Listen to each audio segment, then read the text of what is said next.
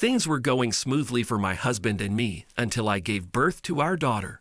He believed I wasn't doing anything all day while he was at work, so I decided to leave home for a week to prove to him that this wasn't true at all. Before we continue, please take some time to subscribe to Dailydose, like and share this video with your friends.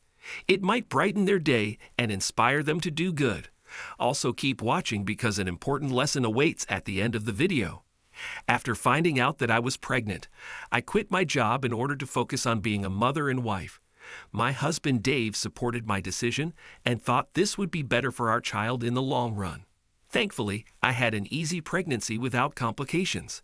I was able to move around a lot, so I would often go to the market and return home to cook something for my husband. During my pregnancy, my nesting instincts kicked in pretty early too, so as early as my second trimester, I was energized to keep cleaning our home most of the time. "Our house has never looked this great, honey," my husband commented once. "Thanks for keeping everything together for us," he said, giving me a kiss on the cheek.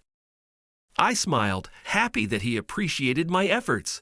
I continued to do this until I gave birth at 39 weeks. When my daughter came, she became my entire world. A human being relied on me for everything. How could I prioritize anything else? To my husband, I was simply being lazy. He commented on how messy the house had gotten and how we had been eating the same type of food for several days. "I don't have time to cook up something new every day," I told him. "Marissa cries a lot and is a colicky baby. She needs me," I would explain. Dave shook his head, thinking I was lying. "Marissa can stay in the crib while you attend to things in the house," he replied. "It won't even take that long." "Why don't you try it then?" I suddenly blew up. "I'm trying my best to be a great mom to our child. Do you know how exhausting it is to breastfeed every 2 hours? And in between, she wants to be held. She cries every time I put her down in the crib. I literally have no time to do anything else." "What are you trying to say?" he shot back. "I work the entire day, and I come home to an unkempt house and food that I've reheated from the fridge more than twice. How in the world wouldn't I be frustrated with that? Stop hiding behind the child and just admit you're being a lazy wife." My eyes were filled with tears at this point. "That hurt," I told him, walking away to enter our room. How could he not realize how difficult it was to raise a child alone? Yes, he supported us financially, but he was barely home. And every time he was home, he barely helped with the baby except for when I needed to take a quick shower or use the bathroom. At that moment, I realized my husband would never understand things from my point of view unless I showed him what I had to go through on a daily basis. One weekend, I left Marissa with Dave. She was asleep on top of him, and I used that as my signal to head down the stairs. In the kitchen, I left him a note that read, "I'm going on vacation and will return in a week. Marissa's milk is in the fridge." I turned off my phone, grabbed my bag, and left. I booked a trip to the beach and spent an entire week doing things for myself that I hadn't done in a while. When Dave realized that I was gone, he rushed down the stairs and found my note. He was both shocked and pissed. My mother-in-law was furious. "How can that woman be so irresponsible? It is a woman's job to raise her children, not a man's.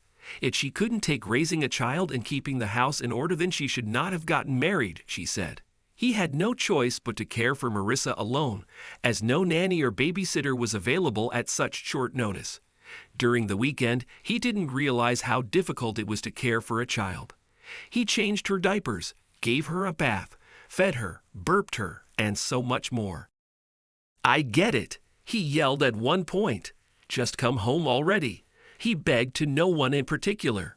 I monitored how the house looked from my daughter's baby monitors around the house and saw that Dave didn't have time to wash the dishes or make meals. He ordered food every single day. That week, he had to juggle work and raising Marissa alone.